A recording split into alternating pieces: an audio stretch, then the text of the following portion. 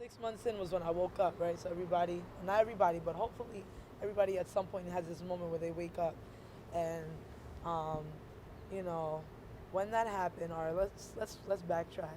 Damn, this is gonna be mad deep. I don't know. Not a lot of people know this shit went down, but whatever. Fuck it. Let's be real for a minute. Peace. My name is Sophia Dawson, also known as Wet Paint. I fuck with paint. Anything that has to do with paint, I touch it, and usually something really good happens. I was playing basketball at one point. I did tennis. I really, really, really wanted to be an actress. I still think a part of me um, wants to perform in some way, shape, or form. And I also was playing an instrument. I was playing the clarinet. In my mind, I was going to be a musician. I was going to learn all these instruments. And then I went to audition for LaGuardia High School. And um, because I really wanted to go there, my art teacher was like, yo, just apply for art, apply for art. She's like, you're doing great work, you got a portfolio. I was like, no, I'm just going to do music and drama. She's like, well, if you really want to get in, apply for 3 things, because then they'll know you really want to go there and you're bound to get accepted for at least one thing, right? So I auditioned. I got rejected from the music program. I got rejected from the drama program. I was devastated, and I only got in for art. So I was like, fuck it, let me go for art. I heard that after the first year you could switch your major to whatever you wanted to do. You could re-audition. But then I went and I was doing really well, and I discovered that I could really draw and do all this shit. So I never switched the program. And when I was in my sophomore year, we had to do a painting for homework. Did a painting of my pops, came out looking just like him, and that's it. Since then I haven't stopped, and that was about 11 years ago. So God definitely revealed that to me. Like, I didn't know I was in that program, and I didn't want no parts of the shit, but it was in that program that I realized that I could paint. Christian, that's one of my talents. I'm Christian. His talent. I'm a karateist. I do sports.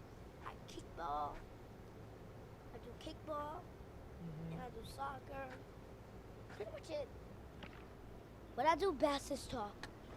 And what I do best is imagine. What I do best is play video games too. Don't tell anybody. I'm known as Wet Paint because I've been calling myself that since 2008. Wet Paint started as a series that I did on my godmother, who was previously incarcerated, and she was like my second mom's. And I basically was going through it. I was in high school, didn't have nobody to talk to, going through boy drama. Pretty much that was my whole high school, boy drama. And I didn't have this woman who I was confiding in. I had to write her letters. I had to get on a bus, go up top, upstate, 10 hours to go see her. Before that, I had to go to Rikers to go visit her. And in the beginning, like, the family was real supportive. And, you know, they were also doing what I was doing. But then, you know, with time, things started changing. People stopped writing her. People stopped going to see her. And, you know, her husband was dealing with someone else. It was just too much for me to deal with because we live in the same house. It's a 2-family house. So in order to keep her alive outside of the bars, I started to do these portraits. She used to model back in the 80s around that whole crazy New York era. So she had all these dope photos. Started pulling from her photographs, turning them into paintings, mixing the past with the present. And long story short, ended up putting together an exhibition, and it was called Wet Paint, to talk about her life, to celebrate her life, and to remind people that, you know, just because people make bad decisions or go through terrible things doesn't mean that their story is over, right? We're all a work in progress. We're all under construction. So I am Wet Paint, and so are you, and so is anybody that has breath in them. I fell if the monkey bars and broke it. I still feel okay. I can do everything. Look. Do, do, do, do, do, do, do, do. When I was pregnant, I was dealing with a lot of drama, mainly because maybe my hormones was crazy, but also, like, you know, me and my son's pops, we went into this. This might be his first time hearing this. Me and my son's pops, we went into this like, yo, we're gonna do this together. It wasn't my first time being pregnant. And then, like, 6 months, 7 months in, it just got wild. Like, he wanted to live this single life, and I was carrying his child, and I was broke, and I was hungry, and I was trying to finish my degree at SVA, and it was crazy. Like, when I tell you only God brought me through that, it's the honest truth. Things got really ugly. I got to the point where I wanted to end my life, mainly because I just didn't want to be a burden on nobody. Like I was like, all right, I'm pregnant right now. You know, not sure where my next meal is coming from. What's that gonna look like when this child is actually physically here, right?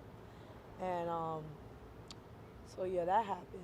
And then like also like the relationship went from arguing to like getting abusive, and I had never lived or dealt with nothing like that. I never even gotten hit by my pops before in my life, so that was rough.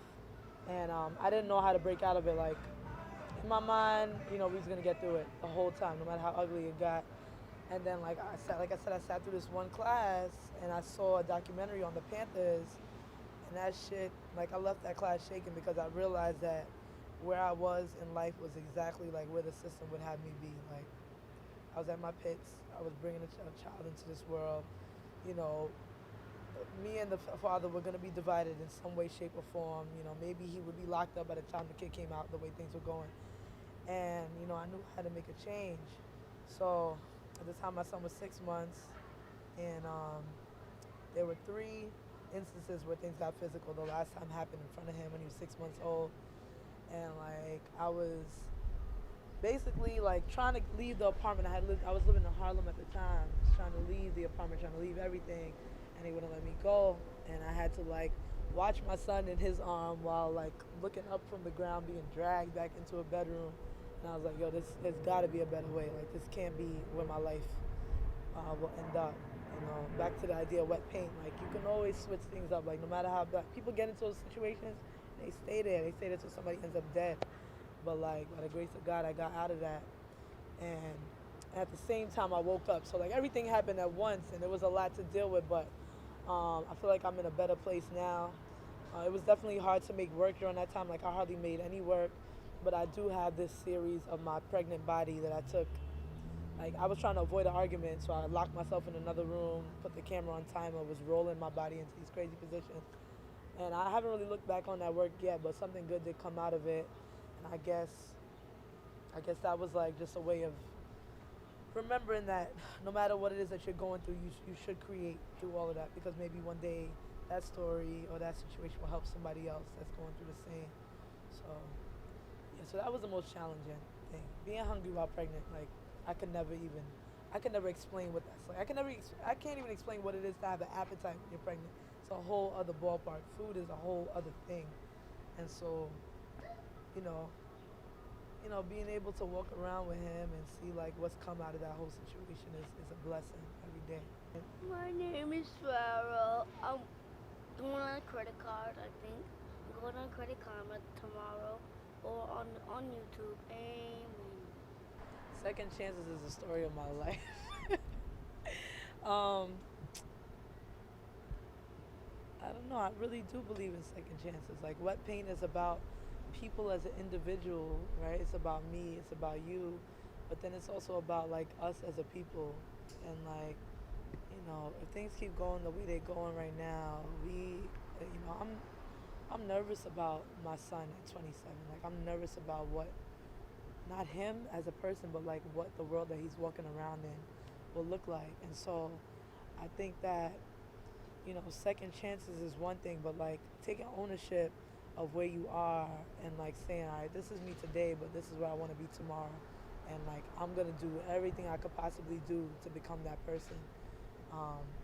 Like, I think that we spend a lot of time, you know, talking about how fucked up things are. We have very little time to envision what we want things to be. And I think that that's the power that we have as artists, right? We can create the world as we want to see it. We can comment on, where things are now, but we also have the ability to like look beyond where things are. And you know, I don't know. I think once you create the vision, that's like the first step towards getting there, right? So I don't know if that answers the question, but that's where I'm at right now with that. That's how I feel about that. I think envisioning is the biggest part of the shit. Like fixing what's wrong, but like also saying, okay, this is, in an ideal world, this is how things would play out. Like those are the conversations I really want to have, and that's where the work is leaning. But I'm still not there yet, because again, I'm still here with things happening every day. So Lauren Hill. Oh gosh, Nina Simone, but this is new. This is my relationship with Nina Simone is literally like maybe not even a month old yet. And like, yes, the documentary just came out, but I don't remember what happened. Well, first of all, one of my best friends just had a daughter, and she named her after her. So after that happened, I felt like I needed to like start listening to her music or whatever. But when I listen to her story, it's like, damn, this is exactly a lot of what she went through overlaps with like what I've gone through as a creator. Um, who else? How you doing? Um,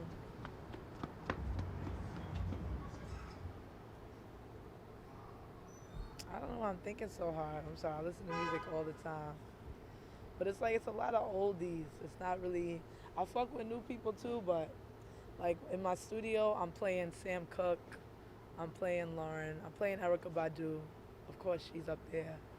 Um, Bob Marley, like I've been listening to him since I was in the womb. Like new people, I say, I'm sorry, I'm going way over 5. But like I fucks with Chronics heavily. Um, I fucks with all the people that have performed at my studio that I met for the first time. Um, and D'Angelo too. So yeah. Okay.